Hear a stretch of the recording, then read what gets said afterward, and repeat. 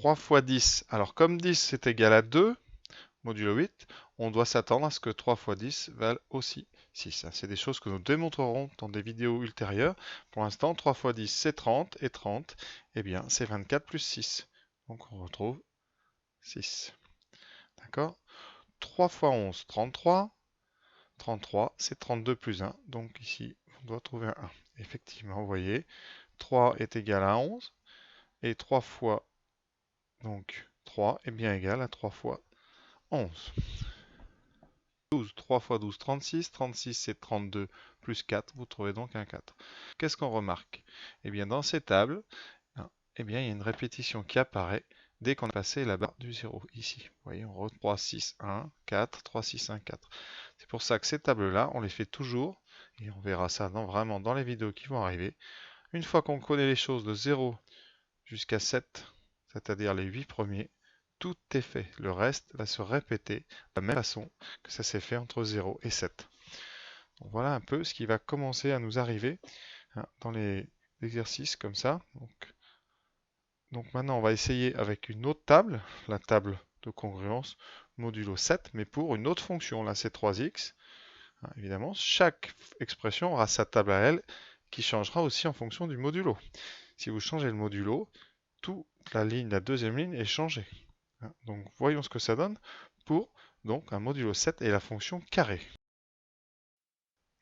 De la même façon, on va donc calculer d'abord les carrés. Alors 0 carré 0, donc modulo 7, ben, ça veut dire que c'est 0. 1 au carré, ça donne 1. Jusque-là, on n'a aucun souci. 2 au carré fait 4. 3 au carré fait 9. Ah, on est sorti, on a dépassé 6. Donc, il va falloir réduire notre valeur. Donc 9, hein, modulo 7.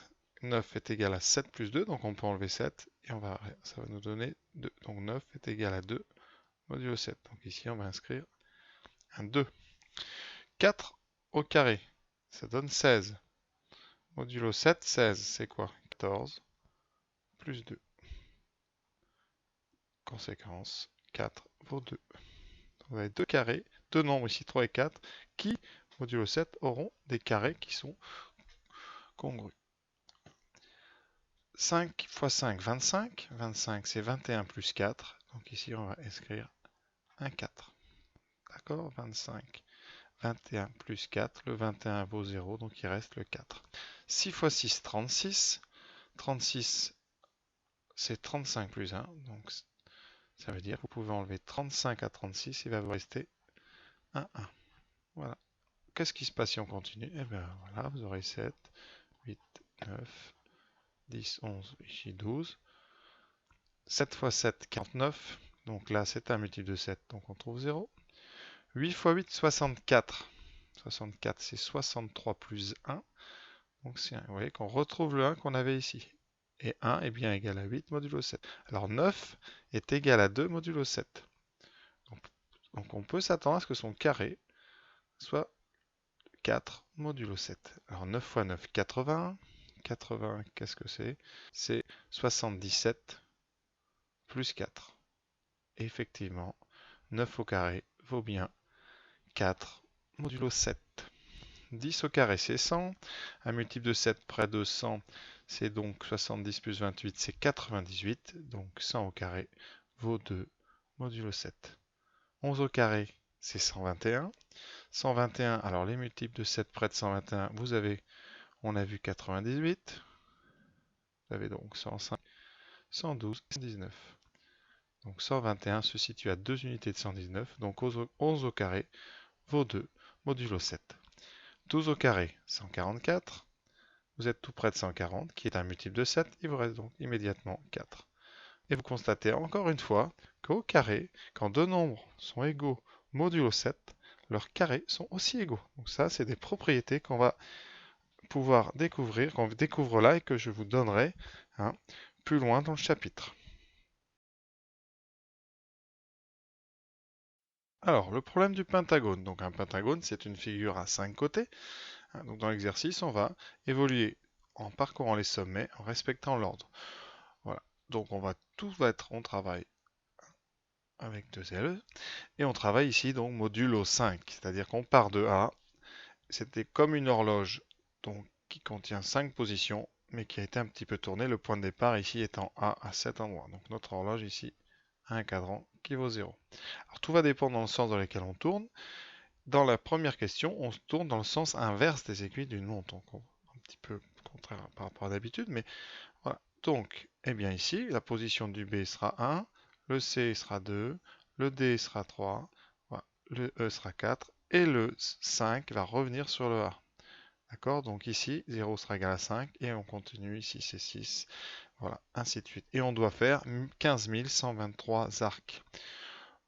Sachant que tous les 5 arcs, vous revenez au point de départ, eh bien, quand vous allez faire 15 123 arcs, eh bien, vous allez d'abord faire, on va faire, juste regarder, vous avez 15 000, quand vous en aurez fait 15 120, qui est un multiple de 5, alors ça veut dire que 15 120, c'est 0 modulo 5. On va pouvoir traduire des multiples par des modulos qui valent 0.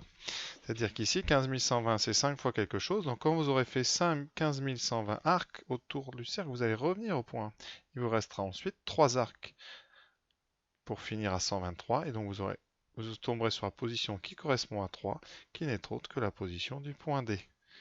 Donc si vous faites 15 123 arcs dans le sens de la flèche, vous arriverez au point D. Tout simplement parce que 15 123 est égal à 3 modulo 5. Et que tous les nombres qui sont égaux à 3 modulo 5 sont des nombres qui, quand on va tourner dans le sens de la flèche, vont tomber sur le point D. Voilà, donc on a beaucoup comme ça de modules qui peuvent se faire quand on est en rotation autour d'un objet avec des points comme ça entre le point de départ et le point d'arrivée.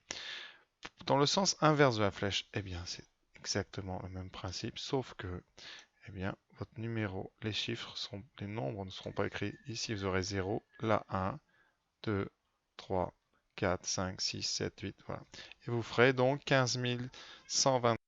Alors, le raisonnement est exactement le même, mais on va tourner dans l'autre sens, le sens classique, le sens des aiguilles d'une montre. En partant de A, 15 123, comme c'est égal à 3 modulo 5, eh bien, vous serez au même endroit que la troisième position, c'est-à-dire vous serez au point C. Voilà. Vous voyez, la seule connaissance de égal 3 modulo 5 permet de faire l'exercice. Et ça sera pareil dans des figures à beaucoup plus de côtés, à condition d'arriver à trouver des équivalents d'une grande valeur, modulo 5 ou 7 ou 8 ou 9. Voilà. Alors je vais corriger ça assez vite, parce que bon, c'est le problème qu'on peut faire vraiment en dehors de ce chapitre, mais juste pour dire où est-ce qu'on trouve encore le modulo. On ne cherche pas à savoir à quel jour exactement il arrive, mais à quelle heure. Donc 45 heures et 46 minutes, eh bien on va transformer ce 45 dans 45 modulo 24, puisqu'on est en jour, eh bien, va nous intéresser le 21, puisque 45, c'est 24 plus 21. C'est ce que j'indique ici. Donc, on va rajouter à 18h30 uniquement 21h46. Donc, j'ajoute d'abord les 21h, sachant que 18 plus 21, c'est 39, et je fais une deuxième fois encore un modulo 24. 39, on enlève 24, et il vous reste 15. Donc, quand vous partez à 18h30, que vous rajoutez 45 heures, vous arriverez à 15h30. Reste à ajouter les 46 minutes. Donc j'ajoute 46 minutes à 15h30. Comme 30 et 46 fait 76, on dépasse 60 minutes, on scinde ça donc en 60 qui formera 1 heure et en 16, bilan, vous arriverez à 16h16.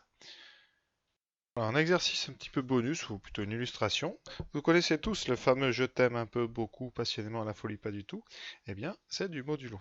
Tout simplement parce que c'est du modulo 6. Vous avez 6 ici, phrases, enfin 6 morceaux, voilà, qu'on prononce les uns après les autres. Et en fonction, à chaque fois, on doit arracher une pétale de fleur. Et à la fin, le dernier mot qu'on a prononcé est censé être le vrai. Bon, évidemment, c'est un petit peu... Bon, on va pas commenter.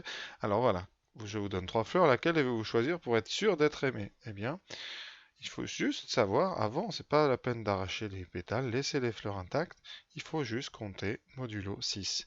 10 modulo, donc si je prends une fleur à 10 pétales, eh bien 10, vous savez que c'est 4 modulo 6. Donc on sait qu'on tombera sur le quatrième mot. Le je t'aime est le 1, un peu le 2, beaucoup le 3, passionnément le 4, à la folie le 5, et pas du tout c'est le 6. Donc ici, vous saurez qu'elle vous aime passionnément.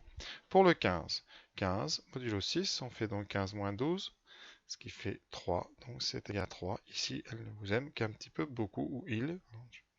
Donc il vaut mieux pour l'instant prendre la première, vous aurez plus de chance. Et pour le 12, eh bien 15, 12 modulo 6, eh bien c'est 0. Donc là, pas de bol, c'était celle qu'il ne fallait pas prendre. Alors, il paraît que dans la nature, les fleurs ont souvent des pétales qui suivent les termes de la suite de Fibonacci, qui est 1, 1, 2, 3. C'est-à-dire qu'un terme est la somme des deux précédents. Ici, vous aurez 5, 8, 13, 21, 34, si je ne me trompe pas, 55, etc. Beaucoup de choses dans la nature ont des pétales comme ça qui suivent cette liste. C'est une histoire, je crois, d'optimisation d'ensoleillement. Voilà, alors, conséquence, si vous prenez une marguerite au hasard, souvent, il est dit que les marguerites ont entre 8, 13, 21 ou 34 feuilles. Alors, modulo 6, eh bien, première, évidemment, on va commencer sur des fleurs à peu près correctes. Modulo 5, vous êtes pas mal du tout. Modulo 8, c'est 2, donc c'est un peu. 13, vous êtes sur du 1, je t'aime. 21, vous êtes sur du modulo 6, 18, donc c'est 3. 34 modulo 6, 5 x 6, 30, vous serez sur du 4, c'est pas mal du tout. Et 55, modulo 6, 6 x 9, 54, vous serez sur du 1. Voilà, donc la plupart du temps, on tombe très rarement sur pas du tout. Alors, bon, évidemment, quand vous cueillez une fleur au hasard dans un champ, je suis pas sûr qu'on puisse vraiment... Peut-être parfois, elles ont perdu des pétales, mais regardez sur internet, il y a beaucoup de photos de marguerites où effectivement on peut constater qu'il y a 34 ou 21 pétales. Voilà. C'est juste pour illustrer un petit peu. Voilà. Vous avez aussi les jeux d'enfants quand on veut choisir quelqu'un dans un groupe et on compte par exemple celui qui fera ça, et voilà, et bien c'est pareil. Si vous comptez le nombre de syllabes de votre phrase, si vous faites toujours la même phrase, évidemment, vous saurez que vous travaillez avec un modulo 8 ou un modulo 9 et vous pouvez savoir en fonction de là où vous partez qui va être désigné. Donc vous pouvez tricher à l'avance. Donc dans la prochaine vidéo, ça sera du cours. Ça sera vraiment la mise avec des formules beaucoup plus sérieuses et avec la division euclidienne notamment. Quel est le lien entre la division euclidienne et les congruences? Pourquoi est-ce qu'il n'y a qu'un certain nombre de restes possibles quand on est modulo une certaine valeur? Voilà. Je pense que les choses sérieuses vont commencer et je vous encourage à poursuivre cette série de vidéos qui sera, je pense, assez longue et remplie d'exercices, voilà, qui vous permettra d'aller jusqu'au bout en étant guidé du début à la fin. Et merci encore à tous, vraiment.